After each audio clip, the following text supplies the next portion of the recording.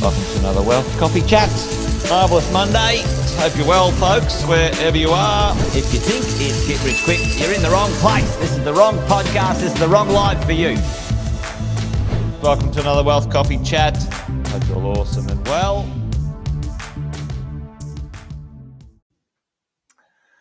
Hey, good morning, everyone. Good to see you up and at it already. Welcome to Wealth Coffee Chats, folks.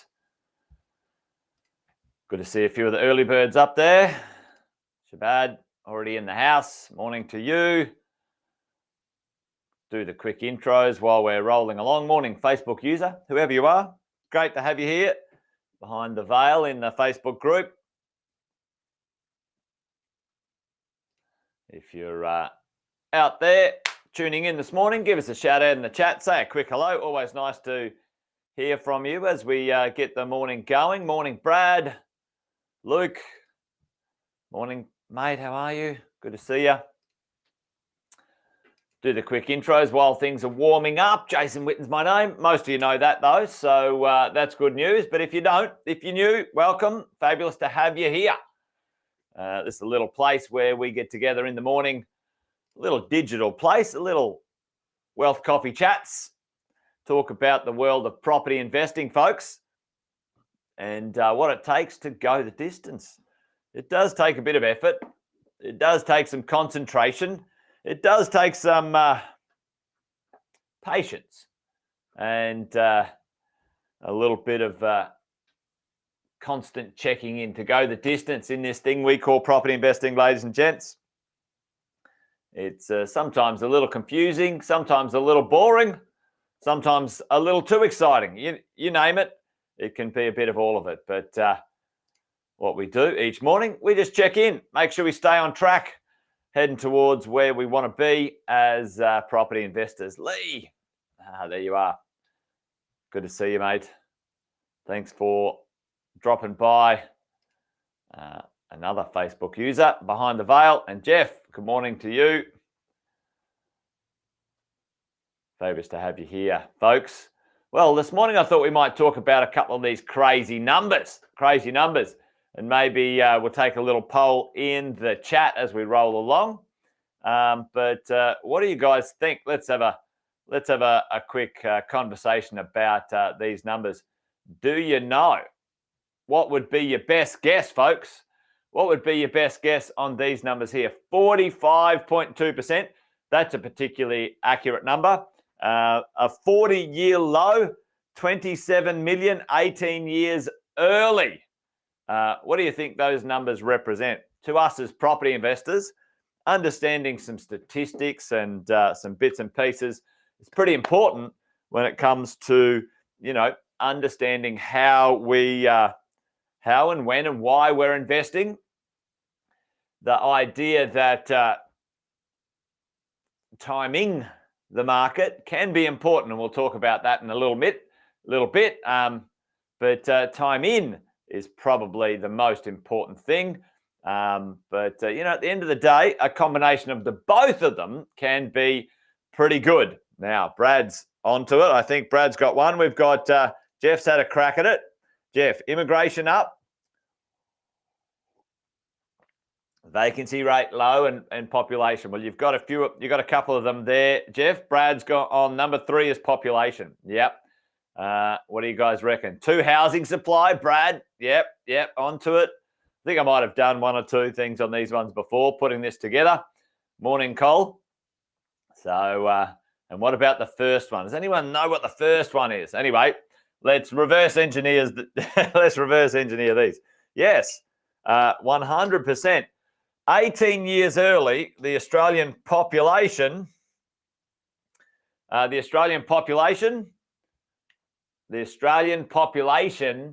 has reached 27 million 18 years earlier than predicted, or the government had planned for. Well, I don't know about you, but if something reaches 18 years early, wouldn't you pay attention to that? Anyway, that's probably not my conversation today.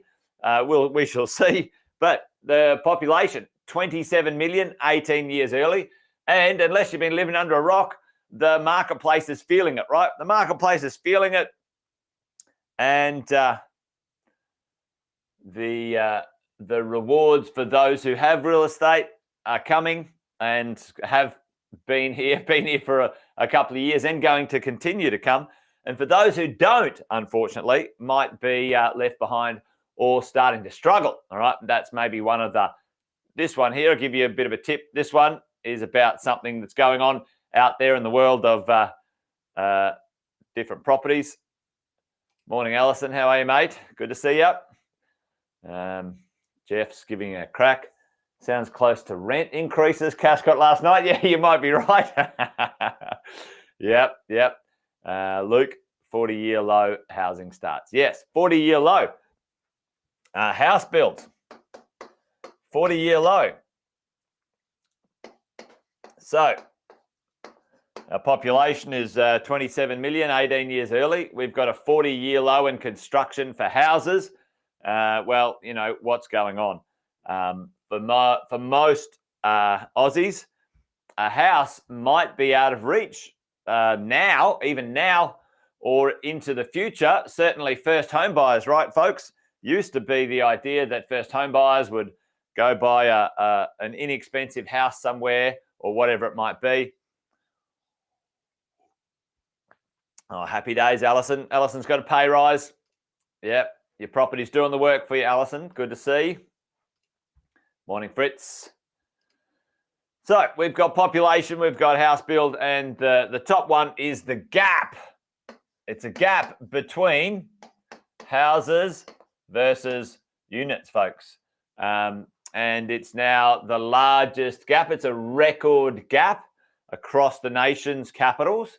In some capitals, it's worse than others. 45% gap between houses versus units median price. Now, that's going to change pretty soon because there's something going on in the property investment world or the property construction world that is going to be a bit weird, folks. It's going to be a bit weird. These three things are going to drive some changes and many others as well. Many of them are leading to things like vacancy rates, rents going up. These two at the bottom here are certainly leading towards those numbers, like Alison there, getting her rents up. Well, there's heaps of people here and there's no supply. So people have got to live somewhere. There's students flooding in as well, et cetera, et cetera. Now, what's this gap up the top here going to drive? Well, some interesting information. Sam talked about this last night. I don't know if you can see that very well. Maybe I'll post it into the Facebook group a bit later on, folks. But house prices extrapolated out. It's 2004 now, so we got 2004, 2005, 2006, 2007. A 3.5-4 year rolling process of extrapolating the house pricing, the housing prices, and the apartment prices, folks, that have got some people talking. And this is an interesting one. Even if this is 50% right, there's still a lot of ability for people to gain some wealth in a very short period of time. The cycles in Australia in the last sort of 20, 30 years are, quite sharp, but, they chug along. These last few, or this last one, just with COVID, driven by a certain thing, which was low interest rate cycle. And now this next one, which is driven by the lack of supply, is pretty interesting out there. So, have a look at this. Sydney, 1.3 to 1.9 million. So, call it, a $600,000 possible windfall in house price increase. Even if that was, folks, even if that was half that, even if that was half of the predicted future. And Oxford Economics have been pretty good with this stuff, so we like them. We check out a bunch of cross references when it comes to data and momentum.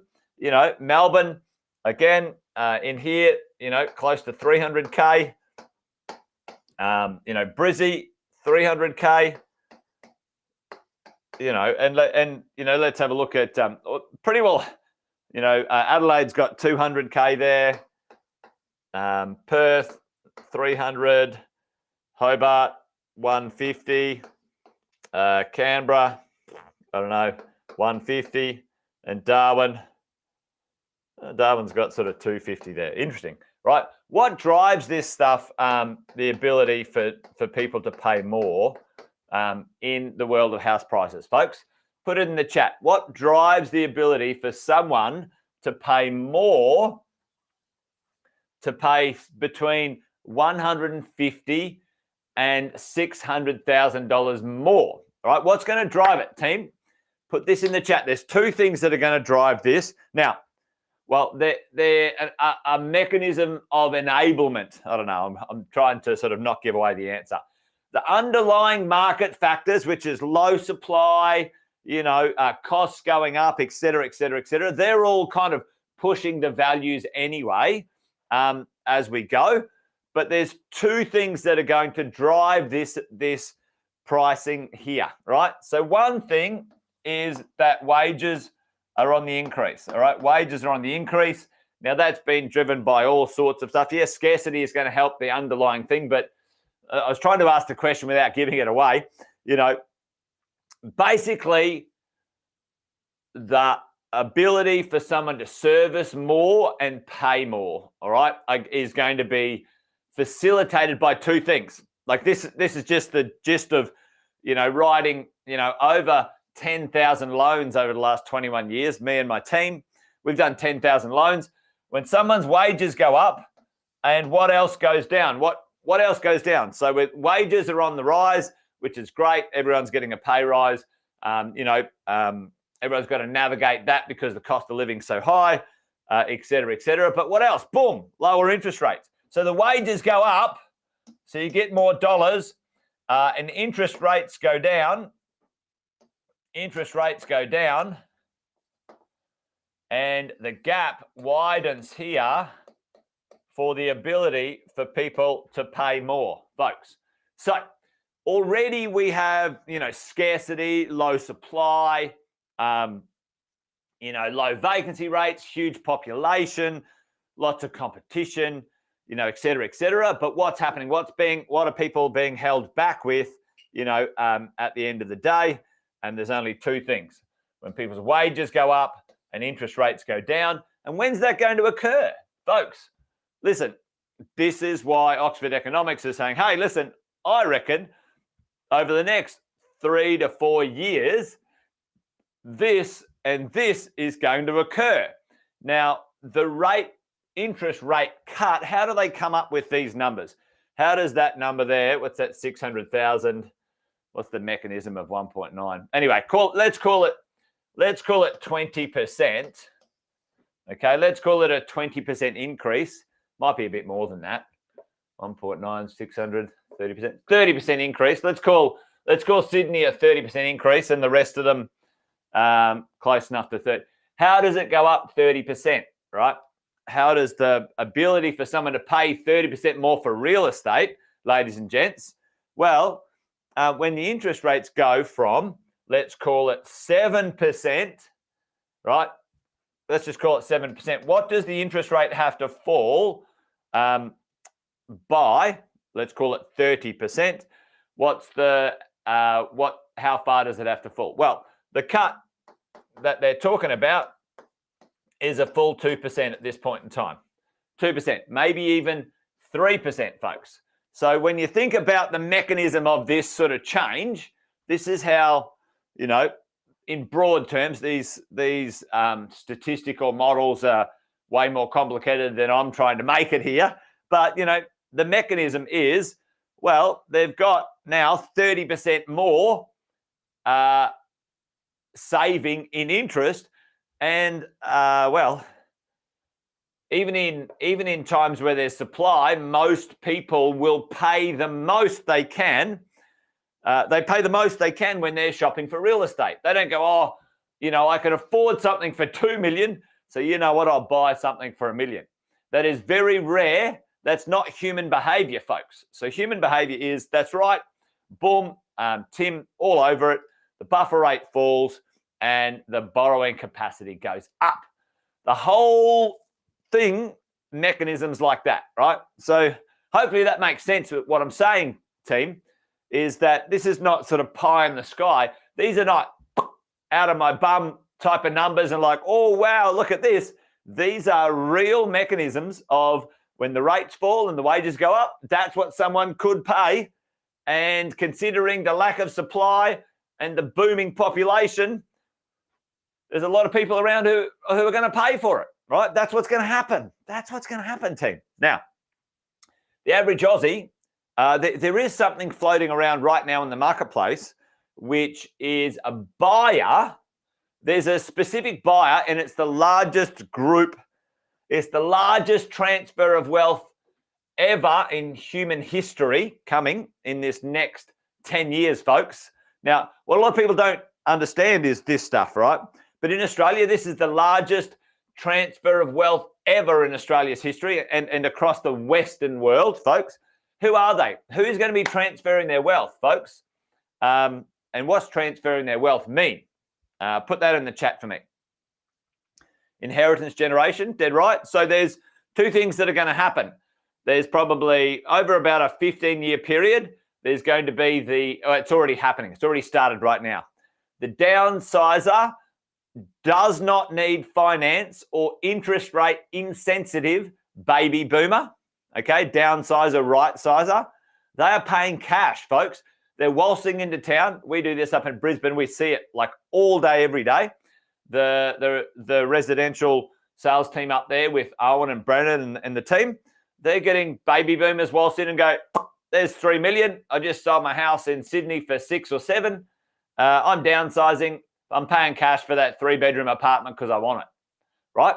That's happening. It's happening in a lot of places, folks. Now, it's going to continue to happen for the next 10 or 15 years. We've got a rubbish supply. We've got a 40-year shortage. We've got interest rates going to go down. It's going to be on like Donkey Kong, right? Now, this is quite unique. This is the first time I've experienced this market like this in 21 years of investing. There's always something going on. But the interesting thing, the gap between house prices and apartment prices is one to have a look at, right? Because here, if you look at the median unit price, there is still a very affordable market in some apartment markets right now. Now, Sam and the team have been putting together some deals that are super affordable, and because those apartments are from 2 and 3 years ago, construction prices and median pricing then. Now, the challenge is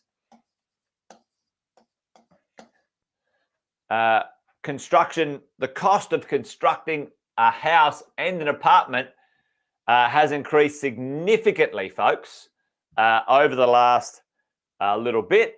And these prices, again, are driven by another mechanism, right?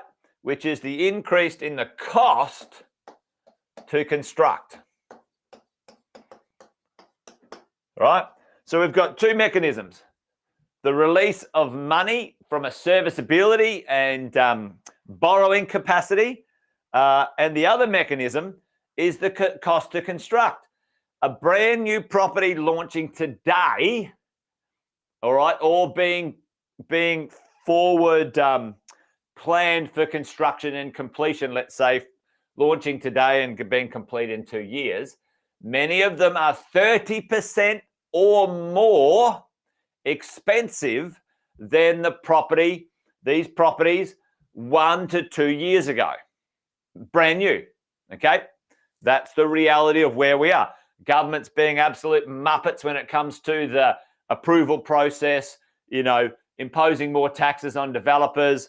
I was saying the other day, down in Melbourne, $180,000 worth of the cost of a damn apartment in Melbourne is government charges. Absolute scumbags, right? They're not doing anything anyway. And then they get the damn property on rates and stuff for the rest of its life. Anyway, don't get me started there. So those mechanisms, 30% decrease and increase in borrowing power, 30% cost construction.